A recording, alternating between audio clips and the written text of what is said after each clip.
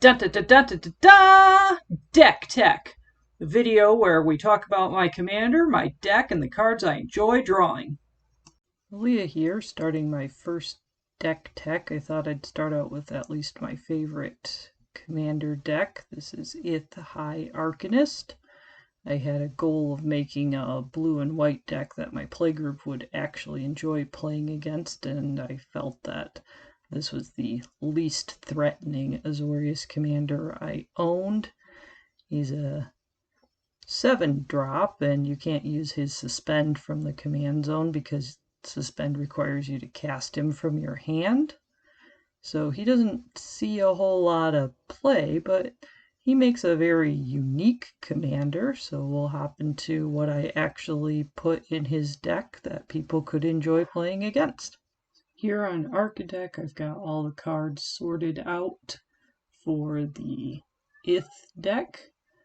The goal of the deck ended up being to produce a variety of I win the game conditions, but each of these I win the game conditions needs to broadcast itself in some way so my opponents have an opportunity to attempt to stop me.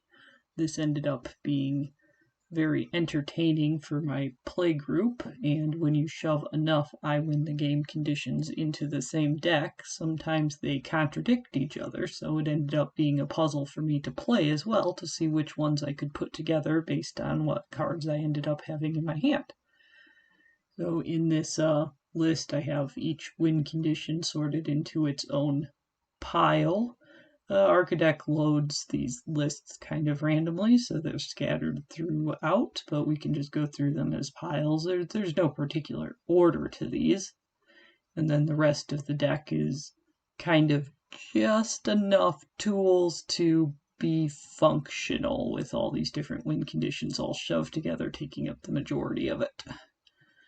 So one of the win conditions that's easy to pull off is Approach of the Second Sun, and then in case something happens to that card, we can use Personal Tutor to fetch the card out because it's a sorcery, or we can use Relearn to get it back into our hand if we need to cast it over again because somehow it got discarded.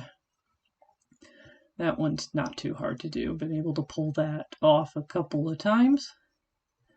Over here, I was able to pull this one off once. This is Atramus the All-Seeing. When this Sphinx hits an opponent, if you have a right combination of cards in your hand, then they lose the game. So in order to hit everybody at once with it, we just have to give it Myriad. And then we have to have no maximum hand size so that we can accumulate a lot of cards to hopefully have the right combination. Look at our next win condition over here. Barren Glory is an interesting one and one of the craziest ones to pull off in the deck. You can win if you've got no permanents on the field and no cards in your hand. So we play Barren Glory, we exile it with Detention Sphere, and then we World Purge. And World Purge gets rid of everybody's permanents, putting them in your hands, but you can choose up to 7 cards to keep in your hand. So if I choose 0, then I have no cards in my hand and Barren Glory on the field. This win con, I've never been able to pull this off with Azur's Electors because you have to go 5 rounds of turns in a 4-player game without taking any damage in order to accrue 1 counter. This is the only win con that can actually help with by also having the Maze of ability on himself to keep creatures from hitting me, but there's not a lot of ways for me to stop direct damage. So a lot of the cards that go with this are Pillow Fort cards, Teferi's Protection, Teferi's Moat, Propaganda, Magus of the Moat, Island Sanctuary, anything to keep my opponents from hitting me for enough turns to get all 5 counters on this. Even if you get up to 4, if somebody hits you with, say, a spell and then a creature, you still lose 2 counters because it's whenever a source deals damage to you, you lose a counter. So this is really hard to acquire. Haven't managed to do it yet. Not gonna stop trying though. Mechanized production is a relatively simple one to accomplish. However, I haven't managed to accomplish it. The easiest thing to put it on is the treasure token from Smothering Tithe, but I've put it on any of the artifacts. And the most challenging artifact to put it on is the Mox Diamond, because you have to be able to discard a land every time a new Mox Diamond comes into play from its effect. So you have to, I believe Crucible was in here for a while in order for me to pick the lands back up to continue to do that. Let's see. Another win con we have over here is Near Death Experience. I've pulled this one off, I think, once. That you win if you have exactly one life. If you couple that with Worship and you put any of your creatures manage to stay on the battlefield, then any time damage would reduce your life total to less than 1, it sets it to 1 instead. So all you have to do is protect your creature and you can stick at that 1 life. This win con over here, this is a new one from Zendikar. You would see, I haven't gotten to play this one yet because the pandemic has kind of not given me opportunities to play, and this is not a super online friendly deck because you really have to be paying attention to it. Let's see, you win if you have at least 15 more life. No. If you have 15 more life than your starting life total, each player that this attacked loses the game. So since it has to be whenever a creature. This one's at the end step, so this has to survive. I have to have enough of these at the end step, so to get a whole bunch of them, I put Helm of the Host on this. And then I can swing at everybody, and as long as they all survive, if I have my 15 or more life, then I can win the game by all of my opponents losing. Not sure how well this will actually play out when I get to go play some paper again, but we'll see. This is a fairly simple win condition. I've never got it to work though because I don't have a lot of opportunities to draw my entire library. So this Jace that wins if you try to draw from an empty library has to fuel himself.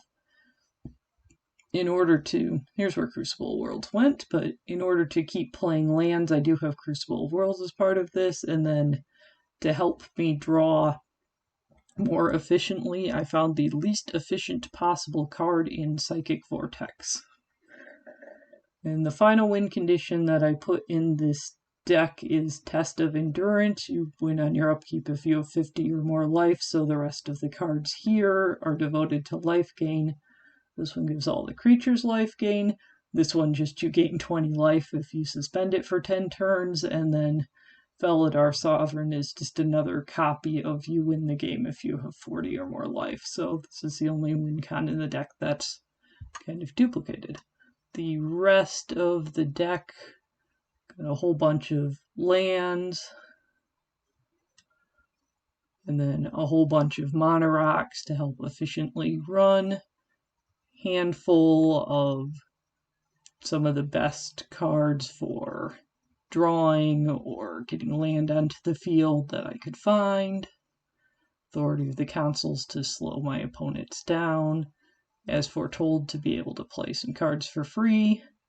And a handful of support creatures. There's not a lot of creatures in this deck, so usually I'm pretty dependent on a couple of these moats from this win con over here to help survive long enough for one of these win cons to do its thing. That's about this deck. Alright, the final part of this deck tech today on it is me getting to show off cards that I put in the deck just because I wanted to, and I'm excited to draw them, and I think they're pretty, and they're some of my favorite cards in my collection. So here we go. There's beautiful full art foil island here. I just really like the color on this one. It doesn't show up good on camera at all, so maybe you'll just have to play me in person someday. Another full art, or not full art, foily card here in this old Wall of Denial I had. I really enjoy the Wall of Denial. I just think it's humorously large and difficult to deal with for being a nice 3-drop. I like shiny cards.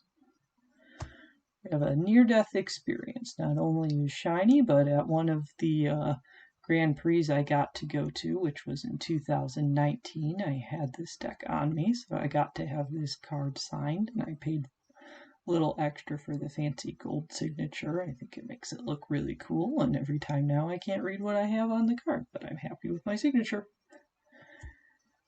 This is a Ravnica Plains, and I drew this big spider on it, and I thought it looked pretty cool. I really like collecting spiders and things. There's my spider planes. And then we have this, this is unglued planes, and I thought this cloud kind of looked like a cat, and at the time this planes was in a cat deck, so I just pulled it out of its sleeve and traced it out, and sure enough, it kind of did look like a cat. And if this is upsetting some people, don't worry about it. The drawing is on an inner sleeve. The land itself is perfectly fine. Okay. Nimbus Maze was one of these lands that I found when I was doing a budget build. It was only $2, so I was very excited that I could put a pretty good dual land for $2 into a $25 budget build at the time.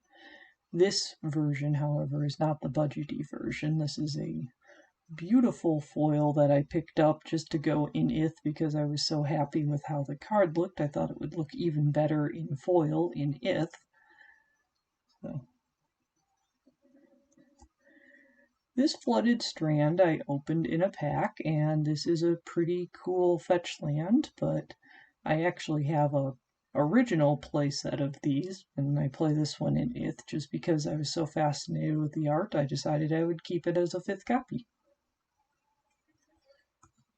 Here we have a foreign island. This is Isla, just a nice old island. I thought it was kind of cool to have a foreign card and I don't have to remember what it does. It's basic lands are friendly that way. And then lastly, this is Hengegate Pathway, but I liked the art so much on the back side of the card, I couldn't imagine I would ever actually play it on the front side, so I just kept it sleeved on the back. Those are all of my favorite cards in my Ith deck.